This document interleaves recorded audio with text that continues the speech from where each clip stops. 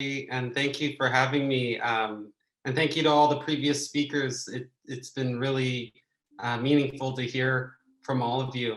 I should start by saying that I'm joining you all on the unceded territory of the Squamish, the Tsleil-Waututh, and the Musqueam First Nations. And I'm very grateful for this opportunity.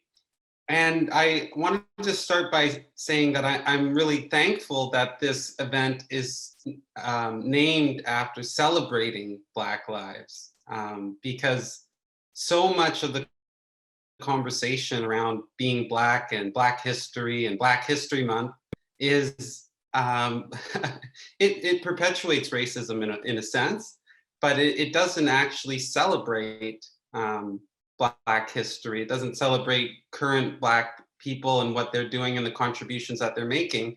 And it focuses more so on racism, which isn't Black history. I'd say Black history is very inclusive and very loving, and a history of fighting for equality. And so when we position Black history, and it's something that the Ministry of Education is said in so many media releases when asked about teaching more Black history, they say, well, we teach about the transatlantic slave trade a little bit and the Underground Railroad. And I think for anybody to think that of a group of people, that is their most meaningful aspects to their history is just the foundation of misunderstanding, but also the perpetuation of the hate in the past. So I'm really happy to get an opportunity to think about the things that we can celebrate together. So thank you all for that. I guess I should speak a little bit about the work that we've been doing.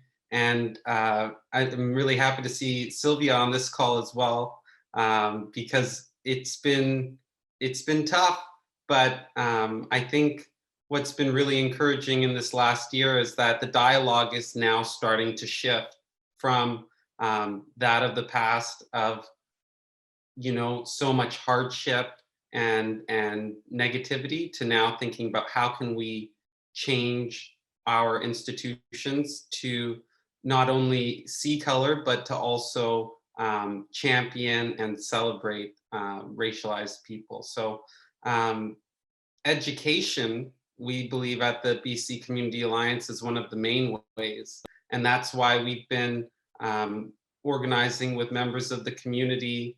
And now actually all 60 school boards in the province are amplifying our message and calling on the provincial government and the Ministry of Education to accept our petition to teach Canadian Black history, and specifically Canadian Black history, because there's actually so much.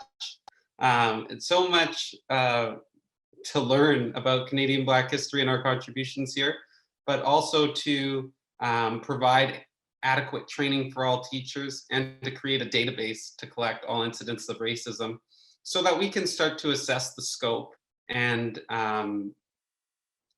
shed light on what has for so long been hidden. So it's my hope that hopefully in the next year, we can start to work with people in those institutions like Rachna. I see the mayor of Burnaby's on this call, like Mayor Hurley, and so many other people who are committed to this work. And you know, for so long we've been calling out for help. You know, I think when I think about some of the experiences of my Black brothers and sisters of different faiths and of different backgrounds, and the difficulties that they face in life here in Canada that we don't talk about, you know, it's really upsetting, and it compels us, and I think it should compel us all towards action. I think about members of my own family who practice Islam, and you know, we were born here, and if they're wearing a hijab or a cover, being told to go back to their own country on a daily basis, and all different forms of hate. and not having any means to hold the perpetrators of hate to account. I think it really, what that signals to me, at least as an individual, and I think possibly more racialized people as well, is that we aren't worth being celebrated, we aren't worth being protected, and we aren't worth being championed. And it's a really disheartening thing to think about. But I'm really heartened by community and by the strength that we hold in our different places of whether it be worship or at work or in community-based groups, that we still come together and we celebrate. And even now, 10 years later, I'm failing to remember the full name of Boba. We're here celebrating Boba's life today, 10 years later, and that's from strength in the community. And there's so much more strength that we can share with those institutions, and what we're looking for those institutions to reach down and hold our hand and pull us up, and so that we can all do this work together.